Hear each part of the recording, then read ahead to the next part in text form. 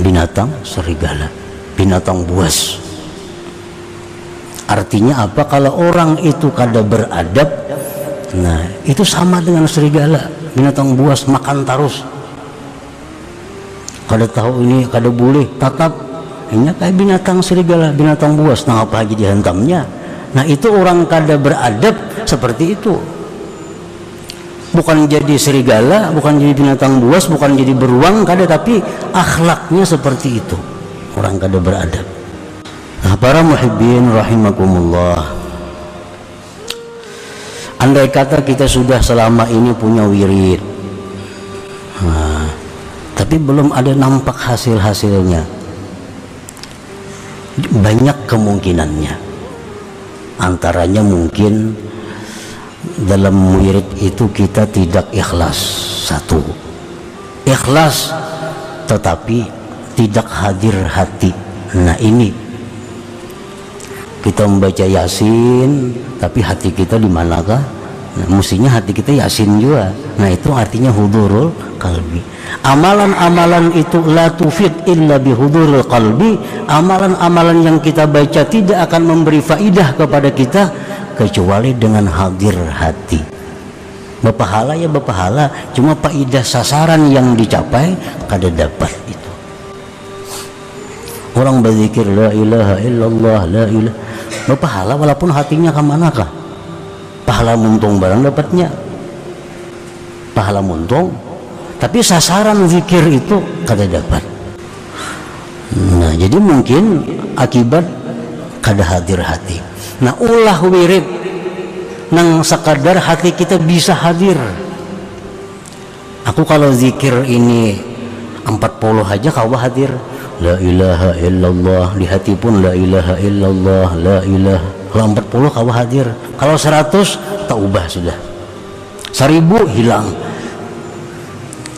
Nah 40 aja ulah, 40 asal tiap hari dan hadir hati. Karena hadir inilah yang membawa kita kepada sasaran sebenarnya daripada zikir itu. Kada perlu banyak, kada perlu banyak, tapi hadir hati. Nah itu yang dicari. Hati sudah hadir, ikhlas, tapi kenapa wirid ini belum ada nampak tanda-tanda penerangan hati? Anggota tubuh masih belum terjaga. Nah mungkin karena adabnya. Mungkin karena adabnya.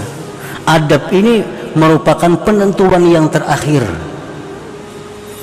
Bacaannya bagus, ikhlasnya bagus, apalagi hadir hatinya bagus, tapi kada beradab orang ini, Allah kada akan menerima sesuatu dari orang yang bahasa kitanya kada tahu dibahasa. Ada beradab. Misalnya berzikir sambil berhunjur umpamanya, nah itu kada beradab ngarannya. Biar ulama-ulama dahulu mengatakan berzikir sambil berduduk panggung umpamanya. Nah, duduk panggung kayak apa tuh? Nambah tumpang batis. Nah, Allah kada katuju. Duduk panggung itu duduknya para raja. Nah, menghadap Allah mesti seorang hamba. Allah kada katuju bubuhan kelakuan para raja itu ditiru menghadap Allah. Nah, barangkali adabnya. Jadi terakhir itu adab yang dipandang, adabnya dijaga. Kenapa mengaji menuntut ilmu berapa tahun kada pina paham atau paham itu cuma kada kau mengamalkan? Nah, ini salah satu sebab mungkin kada beradab.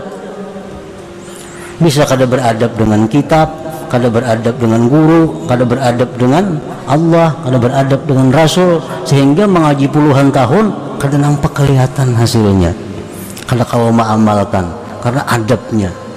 Nah, para muhibbin rahimakumullah,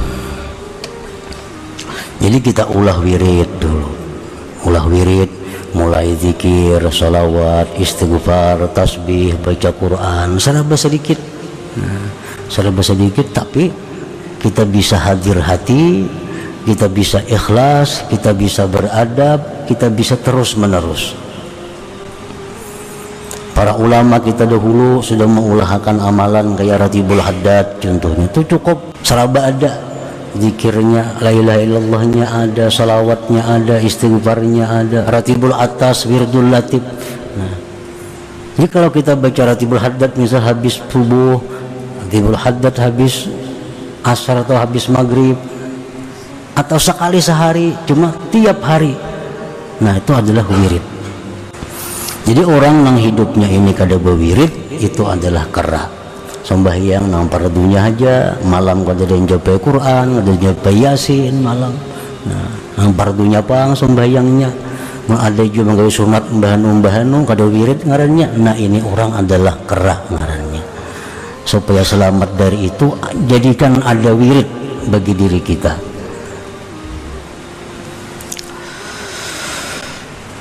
Para muhibbin rahimakumullah.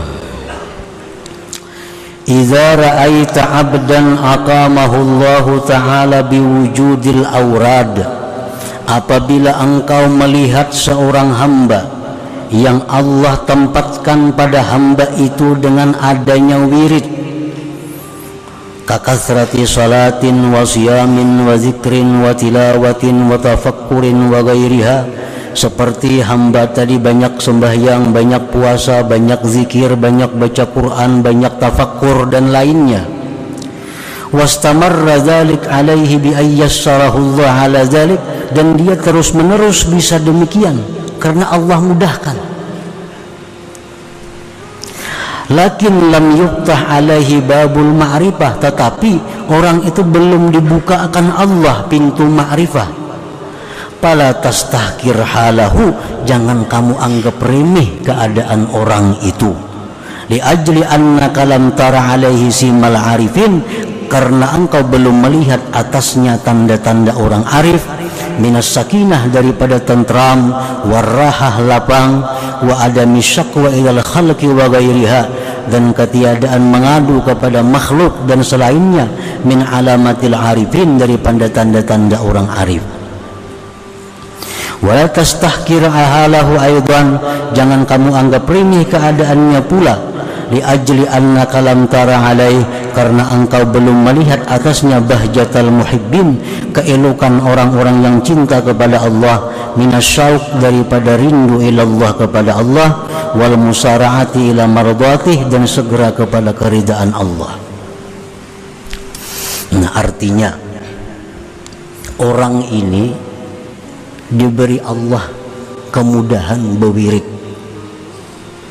Ini tiap malam rutin baca Quran 1 juz, tiap malam sembahyang tahajud tepat waktu, tiap hari zikirnya sekian, tiap hari membaca ini sekian, berjalan bertahun-tahun, dimudahkan oleh Allah. Tetapi orang ini belum engkau lihat ada tanda-tanda orang ma'rifat. Nah, orang ini belum ada tanda-tanda ma'rifat, padahal berwiridnya sudah tiap hari berapa tahun dah, tapi belum ada kelihatan tanda-tanda ma'rifat. Seperti tenang, kan orang ma'rifat itu tenang, hidupnya lapang, kadang mengadu kepada makhluk. Ini kada, orang ini bujur banyak wirid cuma gelisah, keluh kasah, mengadu ke situ kamari. Nah, jangan kau anggap remeh orang ini, jangan diremehkan. Ini artinya jangan disambat, ban itu bujung banyak wirid aja kelakuan kayak ada orang berwirid, jangan. Karena apa? Karena inya mampu berwirid itu sudah anugerah yang besar dari Allah kepadanya.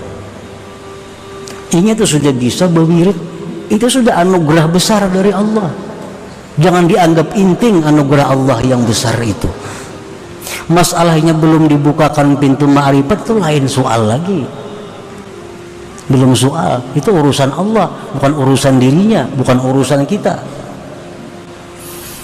Nah, jadi kita melihat ada kawan nang paamal, ada melihat kawan nang rutin menuntut ilmu, ada melihat kawan nang wiridnya bagus, tapi kelakuannya kadang-kadang masih ada maksiat. Jangan remehkan ia.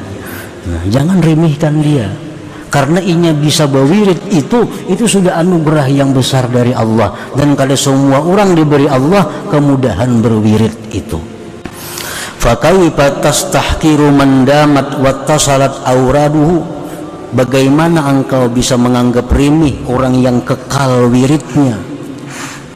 Falaula wujudul waridil ilahi fi batinih maka dara ala idamati auradi. Andai kata tidak ada pertolongan Tuhan kepadanya, niscaya dia tidak akan bisa mengekalkan wiridnya itu. Jadi orang yang berwirid itu sudah orang untung sudah. Masalah kelakuannya ada kadang-kadang maksiat, kelakuannya masih jauh dengan kelakuan orang-orang arif, itu jangan menjadi sebab untuk menghinakan dia. Jangan jadi sebab untuk meremehkan dia. Karena kemampuannya melaksanakan wirid itu sudah pemberian yang besar dari Allah kepadanya.